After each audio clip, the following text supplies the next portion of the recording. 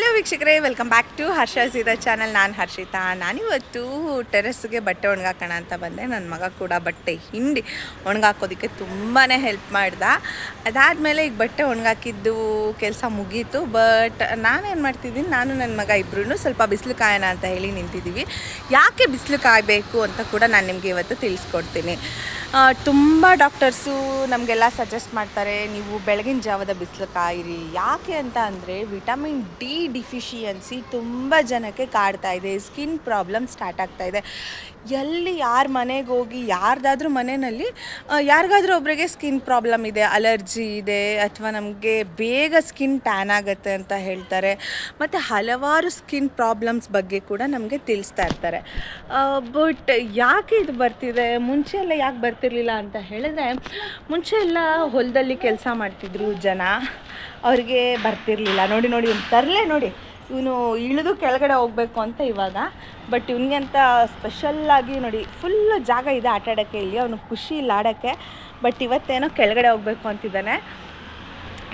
ನಾನು ಹೇಳಕೊಟ್ಟಿದ್ದೆ ಏನಂದರೆ, ಅದೇ ಯಾಕೆ ಶಾರ್ಟ್ಸು ಅಥವಾ ಮತ್ತು ಬನಿಯನ್ಗಳನ್ನ ಹಾಕ್ಕೊಂಡು ಹಿಂದಿನ ಕಾಲದಲ್ಲಿ ಕೆಲಸಗಳನ್ನ ಮಾಡ್ತಿದ್ರು. ಈಗಲೂ ಕಡೆ ಊರ ಕಡೆ ಎಲ್ಲ ಅದೇ ರೀತಿ ಬನಿಯನ್ನು ಮತ್ತು ಪಟಾಪಟಿ ಚಡ್ಡಿಗಳನ್ನ ಹಾಕ್ಕೊಂಡು ಕೆಲಸ ಮಾಡ್ತಾರೆ ಬಿಸಿಲಲ್ಲಿ.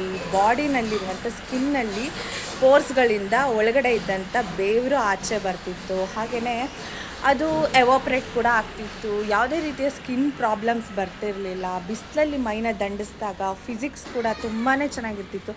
ಬಾಡಿ ಹೆಲ್ತ್ ಚೆನ್ನಾಗಿರ್ತಿತ್ತು, ಬಾಡಿ ತಾಕತ್ತು ಬರ್ತಿತ್ತು, ಎಲ್ಲವೂ ಚೆನ್ನಾಗಿರ್ತಿತ್ತು. ಬಟ್ ಏನಾಗ್ತಿದೆ, ಡೇ ಬೈ ಡೇ ಈಗೆಲ್ಲ ಐ ಟಿ ಫೀಲ್ಡಲ್ಲಿ ಇರೋರಿಗೆ ಅಂತೂ ಬೆಳಗ್ಗೆ ಎದ್ದು ಲ್ಯಾಪ್ಟಾಪ್ ಮುಂದೆ ಕೂತು ಕೆಲಸ ಮಾಡ್ತಾ ಹೋದರೆ ಅಷ್ಟೇ ಜೀವನ ಅನ್ನೋ ಥರ ಆಗಿರುತ್ತೆ.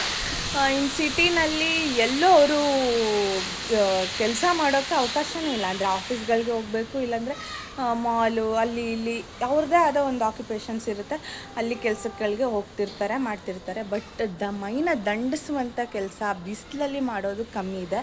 ಹಾಗಾಗಿ ಅದನ್ನು ಮಾಡೋದ್ರಿಂದ, ಜೊತೆಗೆ ಬೆಳಗಿನ ಬಿಸಿಲನ್ನ ನಾವು ಕಾಯೋದ್ರಿಂದ ನಮ್ಮ ಸ್ಕಿನ್ ಚೆನ್ನಾಗಾಗತ್ತೆ. ಜೊತೆಗೆ ನಮ್ಮ ಬಾಡಿಗೆ ವಿಟಮಿನ್ ಡಿ ಸಿಗುತ್ತೆ. ವಿಟಮಿನ್ ಡಿ ಡಿಫಿಷಿಯನ್ಸಿ ಇದ್ದವ್ರಿಗೆ ಡಾಕ್ಟ್ರು ಕೂಡ ಹೇಳ್ತಿರ್ತಾರೆ, ಬೆಳಗಿನ ಜಾವದ ಬಿಸಿಲು ಕಾಯಿರಿ ಅಂತ. ತುಂಬ ಜನ ಆದರೂ ಕಾಯ್ತಾ ಇರೋದಿಲ್ಲ. ಪ್ಲೀಸ್ ಇನ್ಮೇಲೆ ಡೈಲಿ 10 to 15 ಮಿನಿಟ್ಸು ನಿಮ್ಮ ಮೈನ ಬೆಳಗಿನ ಜಾವದ ಬಿಸಿಲಿಗೆ ಒಡ್ಡಿ. ಹಾಗೆಯೇ ಮನೆಯಲ್ಲಿ ಮಕ್ಕಳಿದ್ರೆ ಅವ್ರಿಗೂ ಕೂಡ ಬಿಸಿಲಲ್ಲಿ ಓಡಾಡಿಸಿ ಅಂತ ಹೇಳ್ತೀನಿ.